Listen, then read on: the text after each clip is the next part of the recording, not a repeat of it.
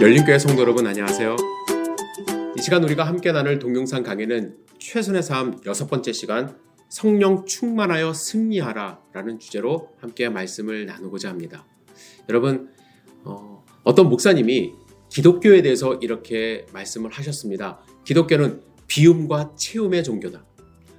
왜 이런 말씀을 하셨냐면 요즘 한국에 많이 유행하는 단어 가운데 하나가 비움이라는 단어입니다. 내 자신을 비워라. 그리고 무소유해라. 불교에서 이런 이야기를 많이 하죠. 그런데 기독교는 비움으로 끝나서는 안 되는 종교임을 강조합니다. 내 자신을 비우고 내 자신을 내려놓음과 동시에 우리는 함께 노력해야 되는 것이 내 자신을 채우는 것입니다. 그런데 무엇으로 채우느냐가 중요하죠. 성령 충만함으로 채워야만 합니다.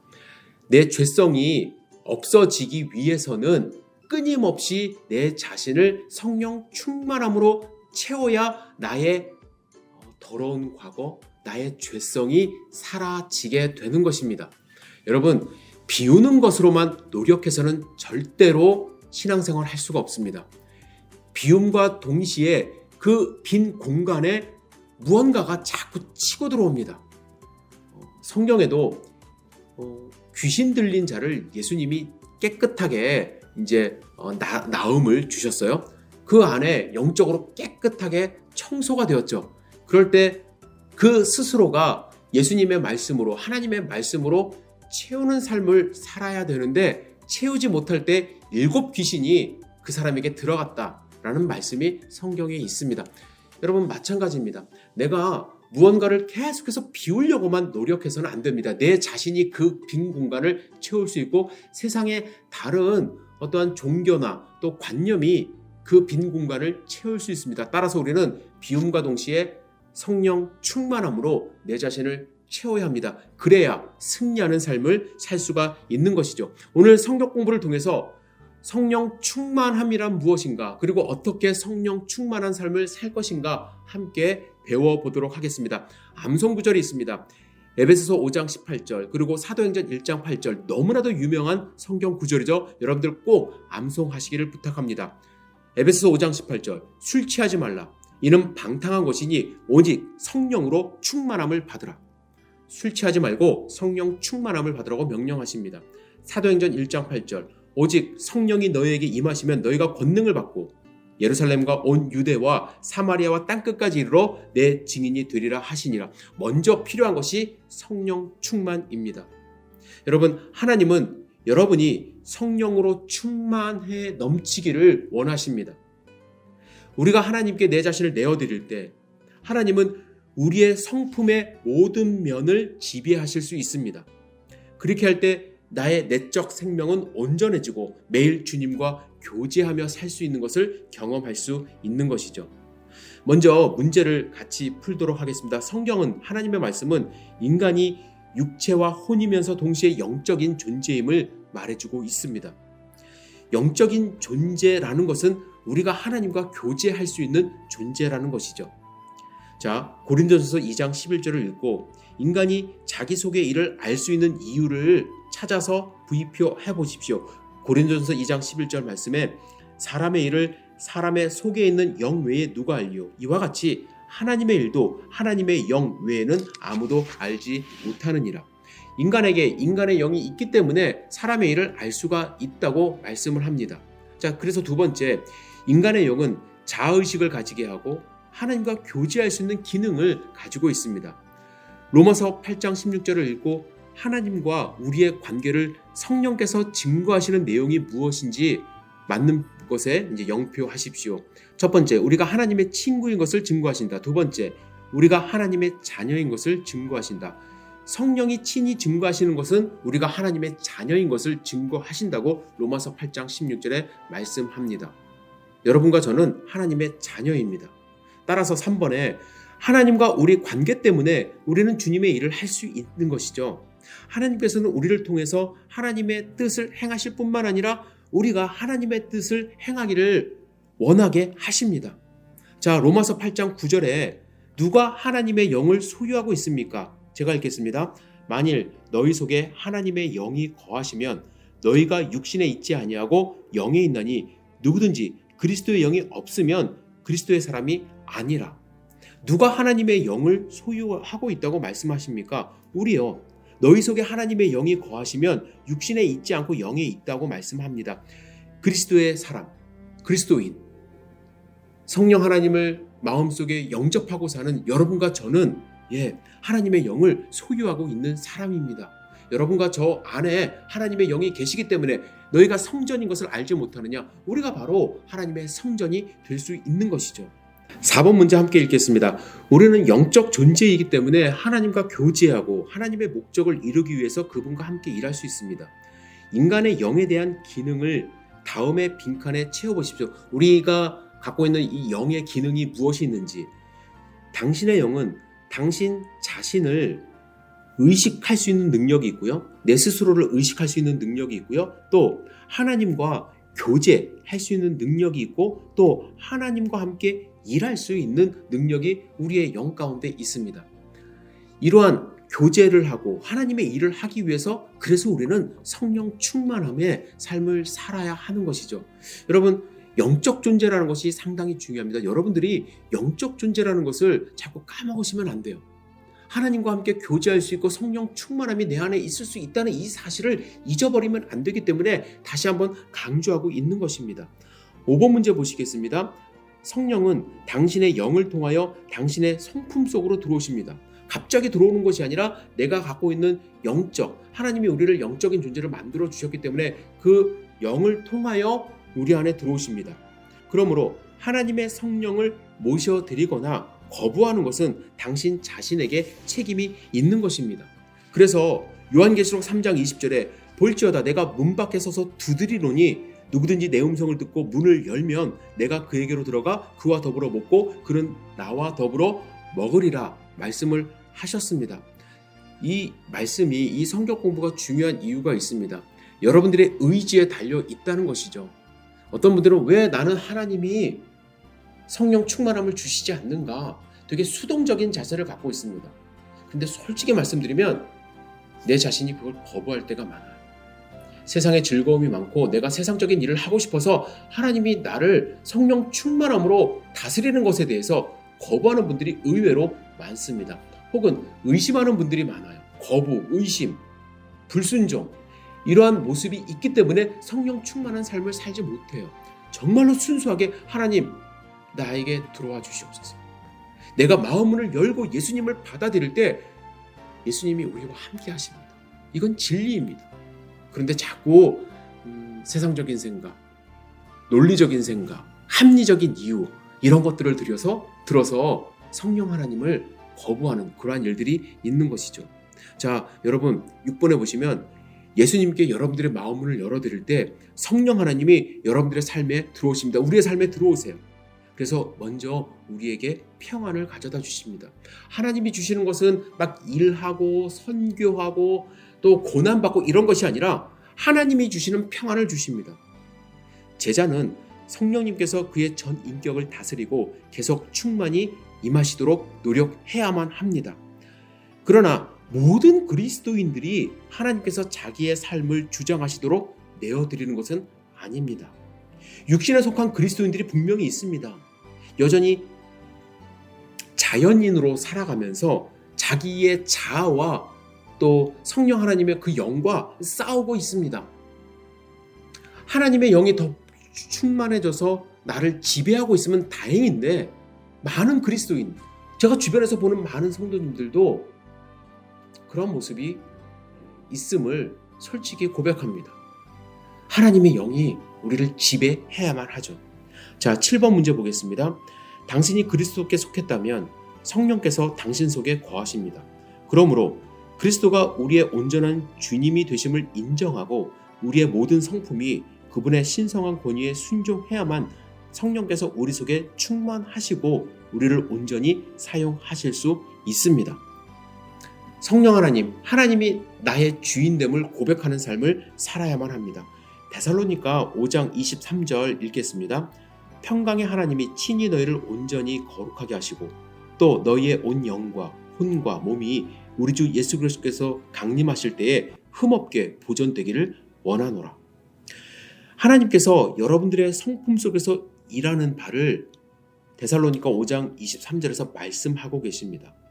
이 진리를 가장 잘 나타내는 1번 혹은 2번의 진이라고 한번 써보시길 바랍니다.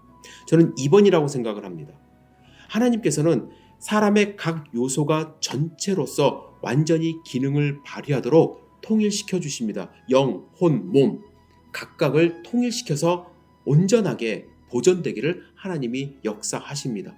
영만 온전하고 몸은 따로 놀고 이런 것이 아니라는 것이죠. 자, 8번 문제 보시면 하나님의 뜻은 성령께서 우리를 완전히 주장하시는 것입니다. 에베소서 5장 18절을 읽고 우리에게 말씀하시는 내용을 기록하십시오. 자, 술 취하지 말라. 이는 방탕한 것이니 오직 성령으로 충만함을 받으라. 하지 말아야 될 것. 술 취하지 말라. 술 취하지 말라는 것은 대표적인 방탕한 것을 이야기한 것입니다. 술만 취하지 않고 다른 것 다 해도 된다가 아니에요. 이 당시 지금도 마찬가지지만 술 취한 사람들이 많이 있었습니다. 술이 상당히 보편화되었습니다. 테이블마다 술이 있었습니다. 거기에 취하지 말라는 것이에요. 성령 하나님의 충만함을 받으라고 우리가 해야 될 것, 성령 충만함입니다. 요한복음 3장 34절에 예수님께서 성령으로 충만하셨다는 사실을 읽게 됩니다. 따라서 예수님처럼 우리의 삶도 성령이 충만한 삶을 살아야 하죠. 9번 문제 보시면 다음 두 구절 속에서 우리는 성령 충만의 두 가지 결과를 발견하게 됩니다. 그것이 무엇인지를 써보십시오. 여러분이 성령 충만하게 되면 제 자신이 성령 충만하게 되면 두 가지 결과가 나타나는데 첫 번째, 에베소서 5장 19절에 보면 주님께 노래와 찬송을 드리는 삶을 살게 됩니다.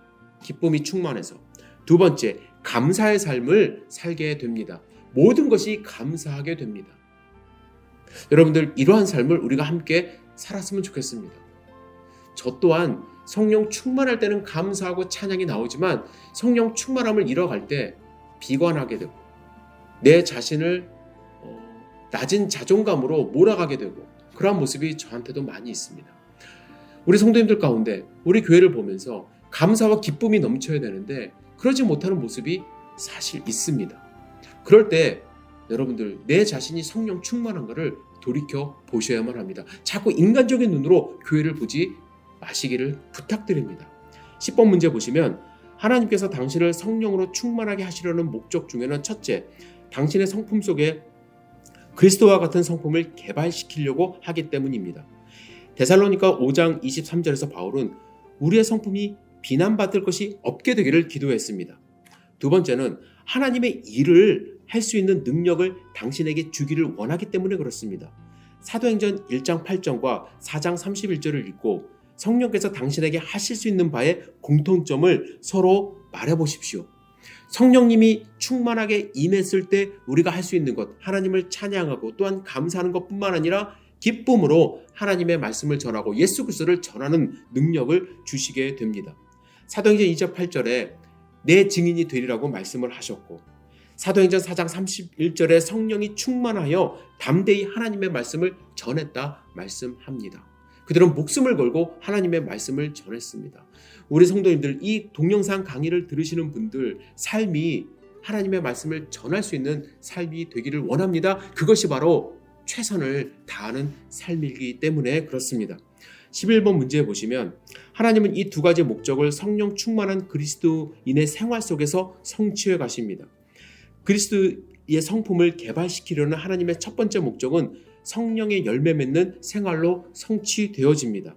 자, 지난 시간에도 우리가 말씀을 드렸는데 갈라디아서 5장 22절에서 23절에 나오는 성령의 열매들을 복습하시고 베드로서 1장 5절에서 8절을 여러분들 읽으시길 바랍니다. 베드로는 그리스도인의 성품을 벽돌 쌓아 올리는 데 비유하여 설명하고 있습니다. 그것들을 말해보십시오. 우리가 개발해야 되는 성품들, 우린 갈라디아서 5장 22절에서 23절 성령의 열매 잘 알고 있습니다. 그러면 베드로서 1장 5절에서 8절에 나오는 8가지 또 우리가 쌓아야 되는 성품이 무엇인지 제가 간단하게 말씀드리겠습니다. 믿음, 덕, 지식, 절제, 인내, 경건, 형제우애, 사랑. 여러분 이 8가지 중에 혹시 나한테 부족한 것이 있는지 생각해 보시길 바랍니다. 우리 성도님들 믿음은 뛰어나세요. 그런데 절제하는 능력이 없을 수 있습니다. 경건하지 않는 삶을 살 수 있습니다. 그렇다고 한다면 성령 충만함으로 하나님께 부탁을 드려서 이러한 믿음의 모습이, 성령 충만한 삶의 모습이 있을 수 있도록 함께 기도하는 열린교회 성도 되어야만 합니다. 여러분, 이 모습 우리 함께 이루어 가셨으면 좋겠습니다. 저는 이 동영상을 많은 분들이 보지 않는다는 거 압니다. 그러나 단 한 분이라도 이 동영상을 보시는 분들 간절하게 기도합니다. 축복합니다. 성령의 삶 함께 살 수 있기를 간절히 기도합니다. 이러한 것들이 왜 필요하냐? 베드로는 열매 없는 자가 되지 않게 하려고 이러한 일들이 필요하다고 이야기를 합니다. 여러분, 열매가 없으면 어떻게 되나요? 하나님이 찍어버린다고 말씀을 하셨어요. 우리의 삶 가운데 성령의 열매가 분명히 있어야만 합니다. 그것이 예수님이 여러분들과 저를 선택하신 이유와 목적입니다. 여러분들 성령 충만함으로 이러한 열매에 맺기를 다시 한번 주님의 이름으로 축복합니다. 12번은 성령 충만하게 하시려는 하나님의 두 번째 목적에 대해서 말씀을 하시는데, 성령의 은사를 통해서 봉사하는 삶을 살아가게 하시려고 우리에게 성령 충만을 주시고 또한 그러한 삶을 살도록 하십니다. 은사에 대해서는 고린도전서 12장 7절부터 11절과 로마서 12장 6절에서 8절에 나와 있습니다. 여러 가지 은사들이 있죠. 여러분들이 받은 은사가 무엇인지를 제가 성경을 읽을 때 한번 생각을 해보시기 바랍니다. 고린도전서 12장 7절에서 11절을 먼저 읽겠습니다. 각 사람에게 성령을 나타내심은 유익하게 하려 하심이라. 어떤 사람에게는 성령으로 말미암아 지혜의 말씀을, 어떤 사람에게는 같은 성령을 따라 지식의 말씀을, 어떤 사람에게는 같은 성령으로 믿음을, 어떤 사람에게는 한 성령으로 병 고치는 은사를, 어떤 사람에게는 능력 행함을, 어떤 사람에게는 예언함을, 어떤 사람에게는 영들 분별함을, 다른 사람에게는 각종 방언 말함을, 어떤 사람에게는 방언들 통역함을 주시나니. 자, 로마서 12장 6절에서 8절입니다. 우리에게 주신 은혜대로 받은 은사가 각각 다르니 혹 예언이면 믿음의 분수대로, 혹 섬기는 일이면 섬기는 일로, 혹 가르치는 자면 가르치는 일로, 혹 위로하는 자면 위로하는 일로, 구제하는 자는 성실함으로, 다스리는 자는 부지런함으로, 공유를 베푸는 자는 즐거움으로 할 것이니라. 이 본문의 말씀 하나하나씩 이제 우리가 그 은사에 대해서 함께 생각을 해보아야겠지만, 오늘은 하나님이 여러분들에게 잘한다고 말씀하시는 은사가 있는지 생각을 해보시기 바랍니다. 은사와 달란트는 조금 다릅니다. 달란트는 자연인들, 세상 사람들도 가지고 있습니다. 어떤 사람은 음악을 잘할 수 있고 미술을 잘할 수 있습니다. 그러나 그러한 재능, 흔히 말하는 재능이 하나님의 일을 하는데 유용하게 쓰이지만 100%그 재능으로 하나님의 일을 다 할 수 있는 것은 아닙니다. 하나님의 일을 하기 위해서는 하나님이 특별하게 주시는 은사가 필요합니다. 이 은사는 달란트가 없는 사람들에게도 주실 수 있는 것이 은사입니다. 저는 사실은 하나님이 가르치는 재능을 주시지는 않았습니다. 그러나 목회를 하면서 성경 공부를 통해서 설교를 통해서 누구에겐가 하나님의 말씀을 가르치는 은사를 주셨다고 저는 확신합니다. 여러분들도 마찬가지입니다. 여러분들에게 어떠한 재능이 없다 할지라도 섬기는 일, 또 방언하는 일, 또 하나님의 말씀을 듣고 깨닫는 일, 이러한 일들을 은사로 주셨을 수 있습니다. 그러한 은사가 무엇인지 함께 생각을 해보고, 또 나는 그러한 은사를 개발하고 있는 거예요. 하나님이 주셨다고 생각을 하지만 누군가는 나의 은사를 통해서 은혜 받았다고 얘기하지만 자꾸 주저하고 또 성령 충만함으로 이끌지 못해서 그냥 한 번도 사용하지 않고, 잘 사용하지 않고 그냥 감춰두고 있는 은사가 있는 것은 아닌지 여러분들 꼭 한번 생각해 보시길 부탁을 드리고요. 에베소서 5장 19절에서 20절을 여러분들 다시 한번 읽고, 성령 충만하게 하신, 또 여러분들을 통해서 성령의 열매를 맺으시는 하나님께 감사하는 하루 되시기를 주님의 이름으로 축복합니다. 이번 주 성경 공부는 좀 길어요. 그래서 오늘은 여기까지만 하도록 하겠습니다. 이제 두 번에 나눠서 할 것인데요. 일주일 동안 여러분들 숙제를 좀 드렸으면 좋겠습니다. 제가 숙제를 잘 안 드리고 숙제 검사를 안 했는데 좀 짧게 오늘 끝나기 때문에 숙제를 드릴게요. 다시 한번 여러분들 PDF 파일에 올라와 있는 내용을 읽으시고 성령 충만한 삶을 살고 있는지 내 자신을 돌이켜보시기 바랍니다. 성령 충만은 무엇으로 이끌어지냐면 하나님의 일을 하는 사역으로 이끌어집니다. 그 사역을 통해서 최선의 삶을 사는 것입니다. 성령 충만하다고 그래서 막 방언 기도하고 막 홀리한 모습으로 그냥 뒷짐지고 이렇게 교회 어슬렁어슬렁 다니고 절대로 그런 사람이 성령 충만한 사람 아닙니다. 오히려 겸손하고 하나님의 일 최선을 다해서 하고 또 성령의 인도하심을 따라서 또 위로하고 권면하고 교회를 세우는 그러한 일을 하는 것이 성령 충만한 사람입니다. 저는 이 동영상 강의를 들으시는 단 한 분만이라도 성령 충만함으로 우리 열린교회를 함께 세워나가기를 기도합니다. 그래서 일주일 동안 부탁합니다. 지금까지 우리가 함께 읽었던 하나님의 말씀들 다시 한번 묵상해 보시고 함께 기도하실 때 성령 충만함을 달라고 기도하시고 성령 충만함으로 우리 열린교회 다시 세울 수 있기를 바라는 마음으로 오늘 동영상 강의는 여기 마치지만 함께 일주일 동안 기도하고 다음 주에 조금 더 공부해 보도록 하겠습니다. 여러분들 기도하겠습니다. 전능하신 주님, 성령 충만함으로 우리 성도님들 이끌어 주시옵소서. 동영상 강의를 들으시는 모든 분들 주님 올려드립니다. 주님께서 어루만져 주시고 성령 충만함으로 인도하여 주셔서 하나님의 백성 될 수 있도록 인도하여 주시옵소서. 예수님의 이름으로 축복하오며 기도드렸사옵나이다. 아멘. 여러분들 승리하는 하루 되시기를 기도합니다. 감사합니다.